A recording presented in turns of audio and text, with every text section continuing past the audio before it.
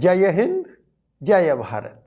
दोस्तों, बलिदानियों के शिरोमणि सरदार भगत सिंह कोटि कोटि भारतीयों के प्रेरणा स्रोत हैं, युवाओं के हृदय सम्राट हैं। पर आज बात करेंगे उनकी जिनसे भगत सिंह प्रेरित हुए और अपना जीवन राष्ट्र सेवा हेतु समर्पित कर दिया। हालांकि वो कोई लिस्ट छोड़कर नहीं गए हैं, पर उनकी राइटिंग्स के आधार पर और बाकी जो कंटेम्प्रेरी एविडेंसेस हैं उसके आधार पर हमने एक सूची तैयार की है। इसमें कुछ भारतीय भी हैं और कुछ विदेशी भी। यदि कहानी शुरू हो बचपन से तो पहली प्रेरणा मिलती है अपने घर से, और वो पहले प्रेरणा पुंज बनते हैं दादा सरदार अर्जुन सिंह, जिनके संरक्षण में भगत सिंह का बचपन बीता। जब भगत सिंह का यज्ञोपवीत संस्कार हो रहा था तो दादा सरदार अर्जुन सिंह ने यज्ञ कुंड के सामने प्रतिज्ञा ली थी कि मैं अपने पोते भगत सिंह को राष्ट्र सेवा हेतु समर्पित कर रहा हूं। और ये बात सुनते सुनते भगत सिंह बड़े हो रहे थे। और फिर वर्ष 1923 के उत्तरार्ध में जब घर छोड़ के गए क्रांति की राह पर, तो पिताजी के नाम एक पत्र छोड़कर गए जिसमें लिखा था कि दादाजी की उस समय की प्रतिज्ञा को पूरी करने जा रहा हूं। तो ये रहे पहले प्रेरणा पुंज। और नंबर 2 पर आते हैं भगत सिंह के पिता सरदार किशन सिंह, जो स्वयं आज़ादी के बड़े सिपाही थे और उन्होंने भी अपना पूरा जीवन उसी महायज्ञ हेतु समर्पित कर रखा था। बल्कि भगत सिंह अपने article why I am an atheist में लिखते हैं अपने पिताजी के बारे में कि उन्हीं की शिक्षा से मुझे स्वतंत्रता के ध्येय के लिए अपने जीवन को समर्पित करने की प्रेरणा मिली। तो दूसरे नंबर पर पिताजी। इस लिस्ट में अगला नाम है चाचा सरदार अजीत सिंह का, जो स्वयं बहुत बड़े क्रांतिकारी थे अपने समय के।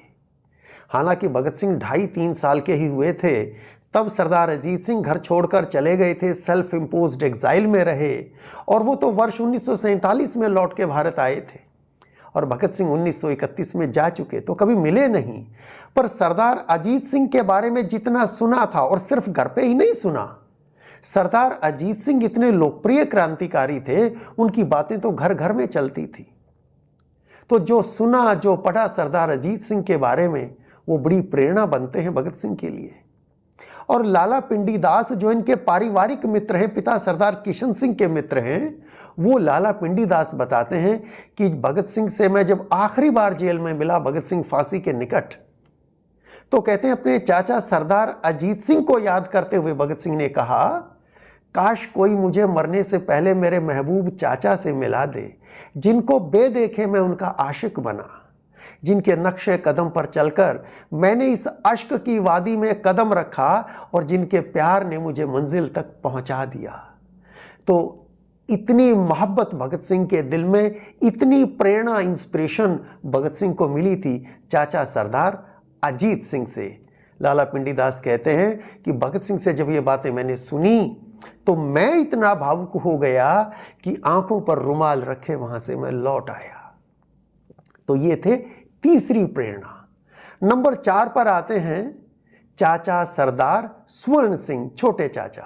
स्वर्ण सिंह लगभग 23 वर्ष के थे जब वो इस दुनिया से चले गए थे।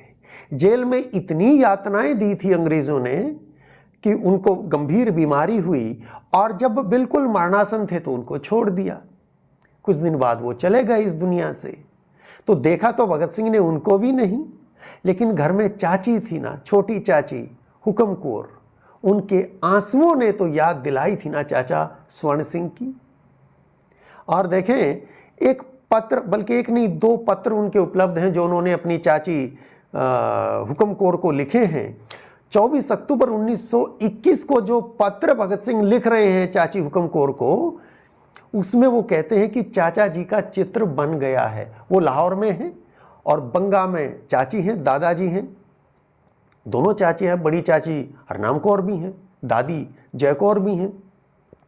तो भगत सिंह पत्र में चाची को लिख रहे हैं कि चाचा जी का चित्र बन गया है, यानी वो अपने चाचा जी का, स्वर्ण सिंह जी का चित्र बनवा रहे थे लाहौर में। उनको वो लेके जाना था चित्र, उसके बारे में वो बता रहे हैं इस पत्र में।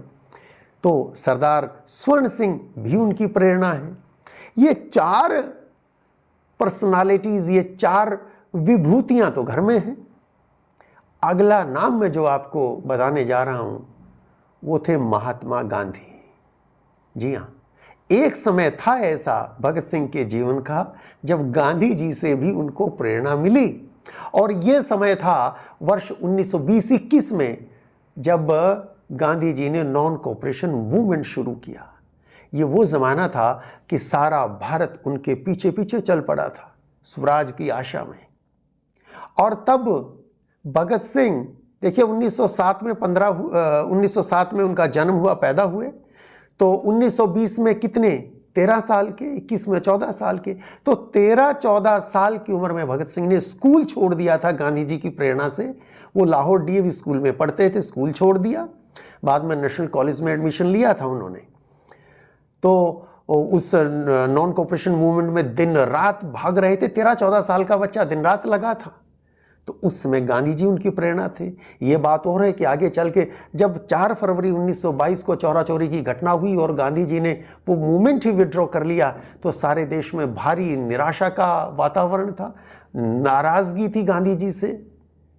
और उस समय में भगत सिंह जैसे जो तरुण थे, उनके दिलों को भी बड़ी चोट पहुंची थी, और फिर तो रास्ते ही अलग हो गए। भगत सिंह अलग रास्ते पर चले गए, गांधी जी का रास्ता अलग था। खैर, लेकिन जीवन के एक मोड़ पर गांधी जी भी भगत सिंह की प्रेरणा है। और इस कड़ी में अगला नाम जो मुझे याद आता है वो है करतार सिंह सराभा, क्रांतिवीर करतार सिंह सराभा। 16 नवंबर 1915 को लाहौर सेंट्रल जेल में गदर पार्टी के 7 क्रांतिवीरों को फांसी हुई थी, जिनमें करतार सिंह सराभा भी थे।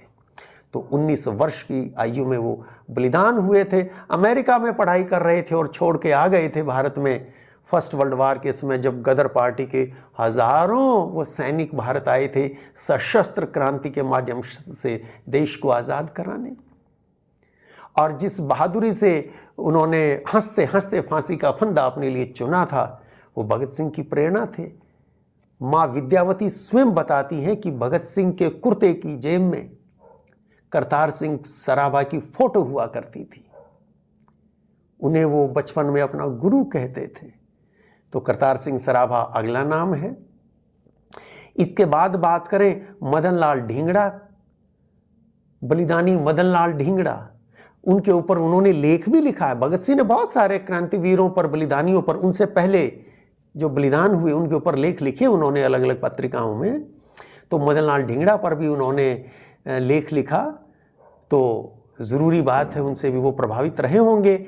मदनलाल ढींगड़ा ने भी जो स्टेटमेंट दी थी फांसी से पहले, वो वाकई हर किसी को आंदोलित कर देती है। भगत सिंह का वो आर्टिकल पढ़ने लायक है। अगला नाम इसमें वो है वीर सावरकर का। अब कुछ लोगों को इस बात पर आपत्ति हो सकती है, लेकिन सत्य का सामना तो करना होगा। वीर सावरकर का उल्लेख कई जगह भगत सिंह करते हैं। जैसे वर्ष 1924 में, यानी कि अभी उनकी उम्र 16-17 साल थी, उनका एक आर्टिकल निकला था कोलकाता से छपने वाली मैगजीन मतवाला में, बल्कि 2 किस्तों में वो आर्टिकल आया था, विश्व बंधुत्व। उस विश्व बंधुत्व में उन्होंने कुछ भारत के और कुछ विदेश के भी ऐसे लोगों की चर्चा की, कहते हैं कि ये हैं सही मायने में विश्व बंधु। तो उनमें वहाँ भी उन्होंने सावरकर की चर्चा की। और इसके बाद जब मदनलाल ढींगड़ा पर वर्ष 1928 में लेख लिखा, तो उसमें भी सावरकर की भूरी भूरी प्रशंसा की। और 1857 पर सावरकर ने जो पुस्तक लिखी थी, प्रथम स्वातंत्र्य समर, उसके बारे में भगत सिंह के साथी राजाराम शास्त्री बताते हैं कि भगत सिंह ने वो बुक जो प्रोस्क्राइब्ड थी, बैन कर रखी थी अंग्रेज़ों ने, उसकी एक कॉपी कहीं से उन्होंने अरेंज की और फिर उसको वो ट्रांसलेट करके उसको वो उन्होंने चोरी चोरी छपवाया है। राजाराम शास्त्री ऐसा बताते हैं। तो सावरकर भी अपने समय बड़े क्रांतिकारी थे। उनके जीवन का जो दूसरा हिस्सा है उस पर डिबेट हो सकता है, अलग अलग लोगों की अलग अलग राय हैं, लेकिन जो फर्स्ट फेज है वो भगत सिंह के जीवन काल में, वो तो एक बहुत ही बड़े क्रांतिकारी का जीवन है। अगला नाम जो आता है वो है गुरु गोविंद सिंह। गुरु गोविंद सिंह भगत सिंह की प्रेरणा है। और कैसे पता चलता है हमें? देखिए, असेंबली बम केस में भगत सिंह ने सेशंस कोर्ट में जो बयान दिया था 6 जून 1929 को, उसमें भी उन्होंने लिखा है कि हमारा आंदोलन किन से प्रेरित है। तो वहां गुरु गोविंद सिंह की चर्चा है, पहला नाम गुरु गोविंद सिंह है वहां पर। तो गुरु गोविंद सिंह उनकी प्रेरणा है। और क्यों ना हो, गुरु गोविंद सिंह पहले पिताजी को, 9वें गुरु तेग बहादुर जी को धर्म हेतु, अपने कर्तव्य हेतु बलिदान के लिए पुत्र प्रेरित कर रहा है कि आपसे बढ़कर कौन हो सकता है। और फिर अपने उसी कर्तव्य पथ पर चलते चलते अडिग रहते हुए गुरु गोविंद सिंह अपने चारों साहिबजादों को इस देश पर अपने कर्तव्य पर बलिदान कर देते हैं। तो स्वाभाविक सी बात है वो प्रेरणा बने। इस सूची में अगला नाम है छत्रपति शिवाजी महाराज। शिवाजी महाराज के नाम का उल्लेख भगत सिंह ने कई जगह किया है। एक तो वही 6 जून 1929 का बयान, जहां उन्होंने गुरु गोविंद सिंह जी का जिक्र किया, वहीं छत्रपति शिवाजी महाराज का भी जिक्र करते हैं। और दूसरा, नौजवान भारत सभा, ये वो संगठन था, ये वो सार्वजनिक मंच था भगत सिंह ने जो शुरू किया, और इसके वो पहले सेक्रेटरी थे। जब हम नौजवान भारत सभा का मैनिफेस्टो देखते हैं तो वहां भगत सिंह लिखते हैं, क्या यह अपमानजनक नहीं है कि जिनके आदर्श गुरु गोविंद सिंह, शिवाजी और हरि सिंह नलवा हैं, उनसे कहा जाता है कि तुम आत्मरक्षा के योग्य नहीं हो। तो नौजवानों को भगत सिंह आह्वान करते हुए कहते हैं कि हमारे आदर्श तो गुरु गोविंद सिंह जी हैं, शिवाजी महाराज हैं, हरि सिंह नलवा हैं, और हमें कोई कहे कि तुम आत्मरक्षा के योग्य नहीं हो, तो क्या ये हमारे लिए शर्म की बात नहीं है? और शिवाजी महाराज क्यों ना हो, उनके आदर्श, शिवाजी महाराज का संघर्ष अपने आप में देखें कि वो किस कालखंड में है। एक तरफ औरंगजेब, जिनका मुगल साम्राज्य उनके समय में, औरंगजेब के समय में सबसे ज्यादा विस्तार था। दूसरी तरफ बीजापुर के आदिल शाह, और इनके बीच में पुणे में एक जागीरदार का बच्चा शिवा, वो स्वराज का स्वप्न देखता है और सभी संघर्षों के साथ जूझता हुआ, सभी कठिनाइयों के साथ जूझता हुआ उस स्वप्न को साकार करता है। 1674 में उनका राज्याभिषेक होता है, और उनके जीवन काल में ना सही कुछ समय बाद सही, मराठों का वो हिंदवी स्वराज, उसका परचम कर्नाटक से कटक और कटक से अटक तक फैल जाता है। तो स्वाभाविक सी बात है, शिवाजी महाराज से भी उनको प्रेरणा मिली। और अगला नाम जो याद आता है वो है महाराणा प्रताप। अब देखिए, महाराणा प्रताप उनकी प्रेरणा रहे होंगे, ये कैसे पता चलता है? इसमें भी 2-3 एविडेंसेस अपने को मिलती हैं। एक, युग दृष्टा भगत सिंह और उनके मृत्युंजय पुरखे, जो भगत सिंह पर पहली प्रामाणिक जीवनी भी है, और मैं तो उसे ग्रंथ मानता हूं। भगत सिंह की भतीजी वीरेंद्र सिंधु जी ने लिखी थी, और वीरेंद्र सिंधु जी को तो बहुत समय मिला था, अपनी पीढ़ी के बहन भाइयों में वो सबसे बड़ी थी, तो उनको तो बहुत समय मिला था। अपने दादाजी की उंगली पकड़ के स्कूल गई हैं वो तो बचपन में, सरदार किशन सिंह जी की उंगली पकड़ के स्कूल जाती थी, और दादी के साथ तो बहुत समय बिताने को मिला। बाकी जो भगत सिंह के साथी क्रांतिकारी थे, उनके साथ भी खूब समय बिताने को मिला। परिवार में फिर पिताजी, ताया कुलबीर सिंह जी, तो बहुत सारे सोर्स थे उनके पास तो जानने के लिए। तो वो अपनी इस पुस्तक में उल्लेख करती हैं कि जब नेशनल कॉलेज में पढ़ रहे थे भगत सिंह, तो वहां तो वो महाराणा प्रताप और सम्राट चंद्रगुप्त जैसे नाटक खेलते थे, तो अवश्य ही वो कहीं ना कहीं प्रेरणा बनी होगी। और घर में महाराणा प्रताप का स्थान कैसा था उस परिवार में, इसकी एक एविडेंस, बड़ी सॉलिड एविडेंस अपने को मिलती है। जब हम लाहौर कॉन्स्पिरेसी केस की फाइल्स को देखते हैं तो नेशनल आर्काइव्स में लाहौर कॉन्स्पिरेसी केस की फाइल्स के वॉल्यूम 1 में पेज 231 पर जो डॉक्यूमेंट अपने को मिलता है वो है कि जब 2 मई 1929 को भगत सिंह के पिता सरदार किशन सिंह जी के लाहौर के ऑफिस पर पुलिस रेड करती है, तो वहां से जो सामान अंग्रेजों ने जब्त किया, लिस्ट बनाई गई उसकी, उस लिस्ट में महाराणा प्रताप का फोटो भी है, वहां पे रिकॉर्डेड है। तो उस परिवार में महाराणा प्रताप बड़े हीरो हैं, उससे भी पता चलता है।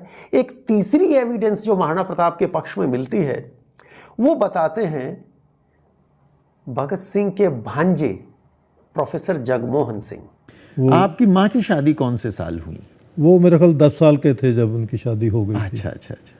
तो मेरे पहला भाई, बड़े भाई जो हैं वो 1930 में पैदा हुए, जब फांसी की अच्छा अच्छा, तब तक मुकदमा चल रहा था। मुकदमा चल रहा था, मामा बन गए थे अपने जीवन काल में। उन्हीं का नाम उन्होंने मतलब प्रताप रखा था। अच्छा, तो वो बाई चांस हमारे महाराणा प्रताप से बहुत बिल्कुल उससे थे। तो वो हमारे ग्रैंडफादर जो थे उनका नाम प्रताप सिंह था। तो इसलिए वो नहीं रखा जा सका। अच्छा, फिर उन्होंने कहा कि अच्छा, अदरवाइज भगत सिंह जी ने अपने भांजे का नाम प्रताप रखा था। हाँ, तो वो क्योंकि हमारे दादी जी एक्सेप्ट नहीं कर पाए। हाँ जी, हाँ जी, वो पहले बड़े बुजुर्ग का नाम नहीं लेते। तो हाँ, उनके ससुर का नाम प्रताप सिंह था, तो अपने पोते को प्रताप नहीं कह सकते। भगत सिंह से छोटी जो उनकी बहन थी बीबी अमर कौर, उनकी शादी हो गई और जब पहला बच्चा जन्म लेता है भगत सिंह का पहला भांजा, भगत सिंह उस टाइम लाहौर सेंट्रल जेल में बंद हैं, फांसी निकट आ रही है, और उनको जब ये शुभ समाचार मिलता है कि वो मामा बने हैं, भांजे का जन्म हुआ है, तो वो मामा अपने भांजे का नाम प्रताप रखते हैं। तो महाराणा प्रताप से उनको प्रेरणा अवश्य रही होगी, हम इस आधार पर बात कह सकते हैं। फिर कुछ विदेशी भी हैं जिनसे भगत सिंह को प्रेरणा मिलती है। अब इनमें पहला नाम यदि मैं लूं तो वो हैं अमेरिका के फर्स्ट प्रेसिडेंट जॉर्ज वाशिंगटन, जिन्होंने सफलतापूर्वक अमेरिका की आज़ादी की लड़ाई लड़ी। ब्रिटेन से अमेरिका को आज़ाद कराने की लड़ाई का नेतृत्व किया जॉर्ज वाशिंगटन ने, और भगत सिंह इनके नाम का उल्लेख करते हैं, स्वयं उल्लेख कर रहे हैं इनके नाम का। वो वही 6 जून 1929 के आर्टिकल में वो जो बताते हैं कि हमारा आंदोलन इनसे प्रेरित है, तो जॉर्ज वाशिंगटन का नाम वहाँ पे है। फिर इटली के बड़े क्रांतिकारी हैं गैरीबाल्डी और मैज़िनी। इन दोनों का जिक्र, गैरीबाल्डी का जिक्र भगत सिंह कर रहे हैं, अगेन वो 6 जून 1929 का बयान, और मैज़िनी का जिक्र वो कर रहे हैं, मतवाला में भी जिक्र है, और भी एक आध जगह भगत सिंह ने मैज़िनी का जिक्र किया है, तो वो भी प्रेरणा है। तीसरे नंबर पे मैं लूं, ईरान के एक सैनिक कमांडर थे रिजा खान। वर्ष 1925 में इन्होंने ईरान के शासक अहमद शाह का तख्ता पलट किया था, और रिजा खान ने कट्टरवादी मजहबी व्यवस्था की जगह मॉडर्न एजुकेशन, प्रोग्रेसिव एजुकेशन और एडमिनिस्ट्रेशन सेटअप किया था वहाँ पे।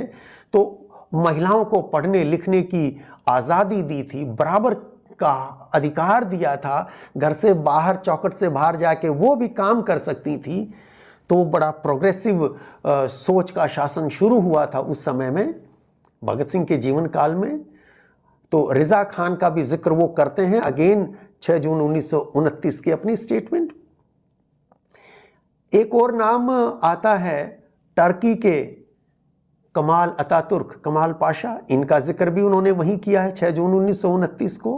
कमाल पाशा ने भी देखें, टर्की से जब खलीफा हटाया गया और इन्होंने वहाँ वो डेमोक्रेटिक रिपब्लिक सेटअप किया, और उसमें फिर से वही कि वहाँ कोई वो मजहबी व्यवस्था नहीं होगी, प्रोग्रेसिव मॉडर्न साइंटिफिक एजुकेशन होगी और समाज में बराबरी होगी, ना मज़हब के नाम पर कोई किसी तरह का भेदभाव होगा और ना जेंडर के नाम पर कोई भेदभाव होगा। तो बहुत ही प्रोग्रेसिव। आज टर्की जो भी हाल है, आज तो बहुत सारे सवाल वहाँ उठ सकते हैं टर्की के बारे में। आज तो देखें, अभी साल भर पहले वहाँ पे भूकंप आया, सबसे पहले भारत पहुंचा था टर्की की मदद को, लेकिन ऑपरेशन सिंदूर में तो टर्की खुल के खड़ा था पाकिस्तान के साथ। The only reason to align with Pakistan was religion. लेकिन अगर बात करें भगत सिंह के कालखंड की तो कमाल पाशा बहुत बड़े हीरो हैं। और आगे चलें तो फ्रांस के लफायट, ये लफायट ऐसे थे कि ये पहले जॉर्ज वाशिंगटन के साथ काम किए अमेरिका की आज़ादी के लिए, और फिर फ्रांस में इन्होंने 1789 की रिवॉल्यूशन हो और फिर 1839 की जुलाई रिवॉल्यूशन हो, उसमें बड़ी महत्वपूर्ण भूमिका है इनकी। भगत सिंह देखिए दुनिया भर के रिवॉल्यूशनरी मूवमेंट की स्टडी कर रहे थे, तो उनको जो इंस्पिरेशन मिल रही है वो फ्रांस के लफायट से भी मिल रही है और रूस के कम्युनिस्ट लेनिन से भी मिल रही है। 1917 में जो अक्टूबर रिवॉल्यूशन का उन्होंने नेतृत्व किया, कम्युनिस्ट स्टेट वहाँ एस्टैब्लिश की। हालांकि आज देखें तो वो एक्सपेरिमेंट कोई, आज अगर हम देखें तो वो एक्सपेरिमेंट कामयाब कहीं नहीं है, आज तो सब जगह फेल हो गया। सो मच सो कि चाइना भी नाम भले ही वहाँ पे कम्युनिस्ट हो, लेकिन अगर पॉलिसीज़ की बात करें तो कम्युनिज्म के तो आसपास भी नहीं है। बहरहाल उस टाइम वो एक सफल प्रयोग था, तो भगत सिंह को लेनिन से भी प्रेरणा मिलती है। और आखिरी नाम मैं यहाँ जो लूँगा वो है आयरलैंड के रिवॉल्यूशनरी टेरेंस मैक्सवेनी। 75 दिन की भूख हड़ताल के बाद वो क्रांतिकारी शहीद हुआ था, टेरेंस मैक्सवेनी। कई बार बार बार भगत सिंह मैक्सवेनी की चर्चा करते हैं। तो ये सारे कुछ लोग, मैंने इनके अलावा और भी हो सकते हैं, ये ऐसा नहीं कि एक्सक्लूसिव लिस्ट है जिनसे भगत सिंह को इंस्पिरेशन मिली, पर कुछ नाम जो मैं आइडेंटिफाई कर सका ये आपके साथ मैंने शेयर किए। इनमें अपने भी हैं, विदेशी भी हैं। तो भगत सिंह को जिनसे प्रेरणा मिली वो अमेरिका से भी हैं, वो यूरोप से भी हैं, वो एशिया से भी हैं। वो अलग अलग पंथों के मानने वाले हैं, अलग अलग मज़हबों के मानने वाले हैं, अलग अलग भाषा बोलने वाले हैं। और देखिए उनकी आइडियोलॉजी भी अलग अलग है, अपने अपने कॉज के लिए वो कमिटेड हैं, पर अलग अलग आइडियोलॉजी के साथ हैं। और भगत सिंह की तो प्रेरणा बनते हैं। हमारे महान ऋषि मुनियों ने हजारों वर्षों पहले कहा कि आनो भद्रा कृतवो यंतु विश्वता, पूरे विश्व से भद्र विचार, श्रेष्ठ विचार, अच्छी बातें मुझ तक पहुंचे और मैं उनसे समृद्ध हूं, मुझे वो समृद्ध करें। यानी अच्छी बात जहां से भी मिल सके। इतने नैरो माइंडेड क्यों हो कि मैं ही सब जानता हूं और मुझे ही सही पता है और मेरा ही रास्ता सही है। अच्छे विचार जहां से मिल सकें लें और सीखें कुछ और जीवन को बेहतर बनाएं। भगत सिंह ने किया ऐसा। तो आज के लिए दोस्तों ऐसा ही, ये मैंने कुछ नाम आपके साथ साझा किए जिनसे भगत सिंह को प्रेरणा मिली। हम भी पढ़ें, अध्ययन करें, देखें चारों ओर, और कुएं के मेंढक बन के नहीं रहना, हमें सीखना है और अपने आप को अच्छा बनाना है। स्वयं को कैसे बेहतर बना सकें, समाज के लिए मैं क्या अच्छा कर सकता हूं, देश के लिए मैं अच्छा क्या कर सकता हूं, इस धरती के लिए, इस धरा के लिए मैं अच्छा क्या कर सकता हूं, इसकी कोशिश करें। आज के लिए इतना ही। जय हिंद, जय भारत।